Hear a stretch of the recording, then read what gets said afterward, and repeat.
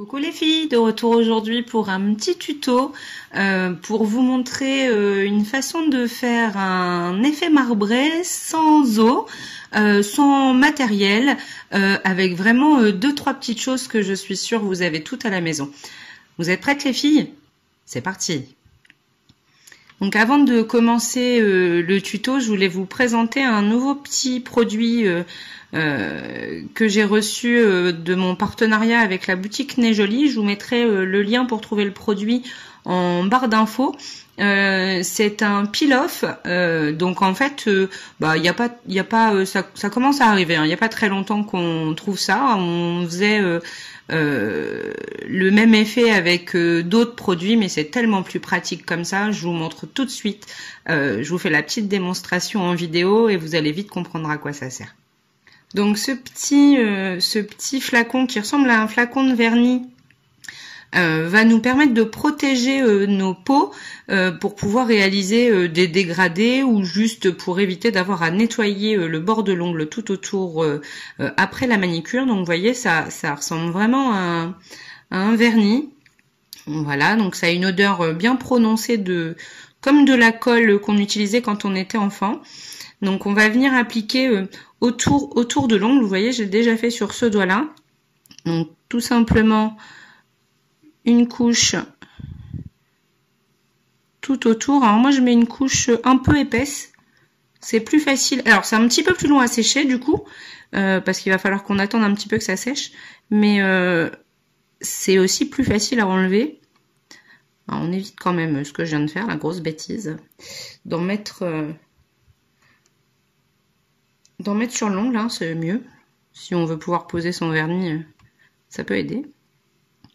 Donc voilà. Alors je fais aussi souvent une petite pointe sur le côté pour avoir une partie à attraper quand il va être sec et que je vais vouloir le retirer. Donc voilà, rien de plus simple. Vos peaux sont protégées. Maintenant, on va attendre que le blanc s'en aille. Ça va devenir transparent au séchage. Et une fois que ce sera sec, on pourra commencer la manucure. Donc en attendant que le peel-off sèche correctement, on voit déjà qu'ici il a bien commencé à sécher. Hein. On va pouvoir préparer le matériel. Donc j'ai eu besoin, avant de poser ma couche de vernis, d'une base fortifiante. Donc j'ai utilisé celle-ci de chez Miss Europe que j'utilise de temps en temps, qui permet de renforcer les ongles qui sont un petit peu cassants, et quand ils sont longs, on va éviter qu'ils se cassent, donc on les renforce un petit peu avec ce produit. Je suis venue ensuite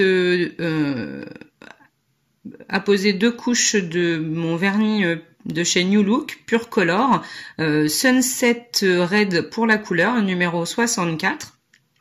Je vous l'ai présenté dans un petit article swatch, donc pareil, hein, je vous mettrai le lien en barre d'informations pour celles que ça intéresse. Alors, il fait un petit peu orangé. Alors moi j'ai bien aimé le résultat. J'espère que vous voyez bien sa vraie couleur sur l'ongle. Donc voilà, j'ai appliqué deux couches sur la totalité de mes ongles. Et pour le reste du nail art, je vais avoir besoin, donc moi j'ai pris un Kiko jaune, donc le numéro 279. Et j'ai aussi pris, c'est le Kiko le French manucure en fait, parce que il est bien blanc tout de suite, et pour ce que j'ai à faire, je peux pas repasser deux couches, donc j'avais besoin d'un vrai blanc opaque, donc celui-ci était parfait. Il faudra pour terminer la manucure un top coat, donc ici le 3 en 1 Shine de chez Kiko. C'est bientôt sec.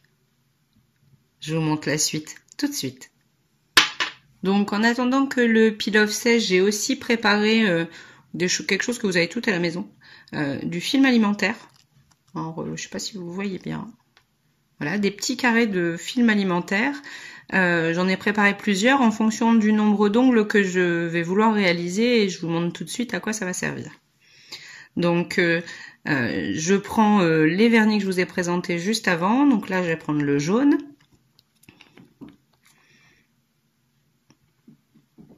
Avec mon pinceau jaune, je vais venir déposer des gouttes de façon aléatoire Pas besoin que ce soit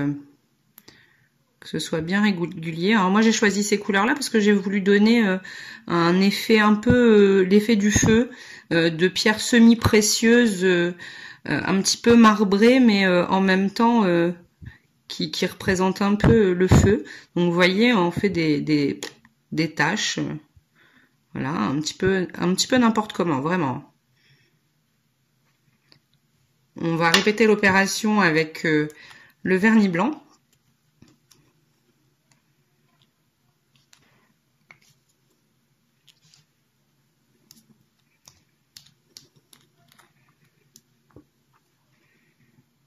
Donc je viens aussi déposer des gouttes de blanc. Alors elles peuvent chevaucher les gouttes de jaune, c'est pas gênant du tout.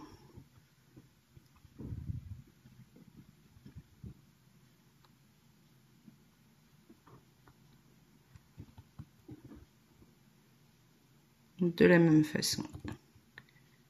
Ici.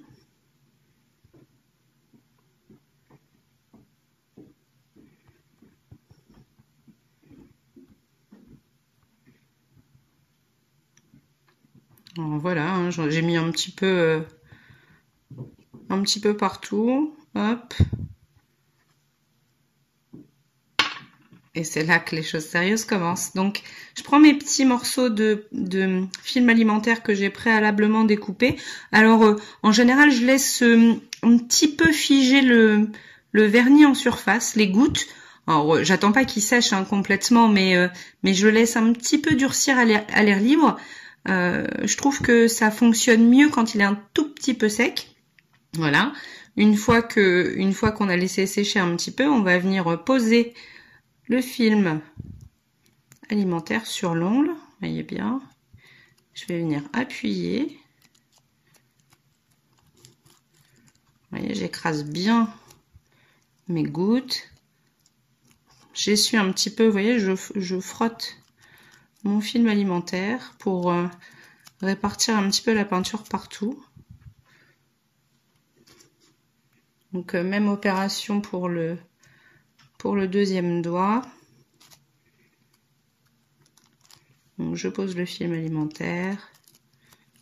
J'appuie un peu. Je laisse glisser un peu le film hein, d'ailleurs. Vous voyez. Et une fois que j'ai bien appuyé ma peinture partout, que je pense que le résultat est homogène. Enfin, homogène. Je viens retirer mes petits films alimentaires. Voilà. Alors si je vois, comme là, vous voyez, j'avais sûrement pas dû mettre autant de vernis. Alors soit je laisse comme ça, parce que ça donne aussi l'effet, ou je viens juste avec mon film alimentaire tapoter un peu, vous voyez, pour combler le trou. Donc là, pour l'instant, le résultat, il n'est pas encore très très joli, mais vous allez voir. Donc, je déballe.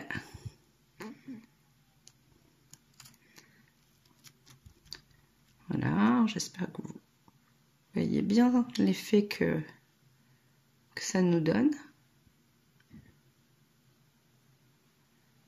Voilà. On va attendre un petit peu que ça sèche avant de venir poser une couche de top coat sur l'ensemble de notre manucure. Donc une fois que mon vernis a bien séché, je vais venir retirer le petit peel-off et vous montrer le résultat. Donc en fait, il suffit juste d'attraper un des coins. C'est pour ça que je fais un petit pic, parce que du coup c'est plus facile. Et je viens tirer, hop. Voilà ce qui me reste. Le petit ruban de colle vient tout seul avec la peinture qui a débordé ou le vernis qui a débordé. Alors, j'en mets pas vraiment près au niveau des cuticules, mais donc j'aurai quand même les cuticules à nettoyer. Maintenant, ça évite d'avoir toute cette partie-là du doigt à nettoyer ou d'être obligé de venir mettre des scotch en préparation avant de réaliser son nail art. Donc, même opération pour le deuxième. Alors, il faut vraiment réussir à attraper à la pince pour pouvoir décoller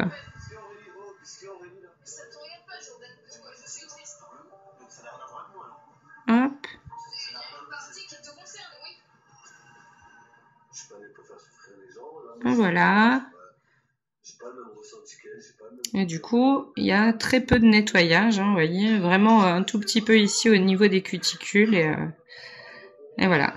Donc, une fois qu'on a retiré le scotch, on va venir appliquer le top coat et on finira le nail art avec un bon nettoyage au pinceau et au dissolvant ou à l'acétone. Et on pense surtout après à venir nourrir les cuticules avec une huile à cuticule. Donc je pose le top coat et c'est là que tout l'effet marbré va ressortir. Voilà. J'espère que vous voyez bien. De toute façon, je vous mettrai des photos à la suite de la vidéo, comme toujours.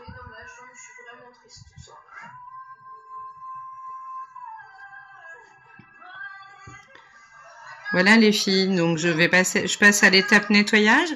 Donc voilà le résultat, mes belles. Nail art de feu, pierre semi-précieuse, effet marbré.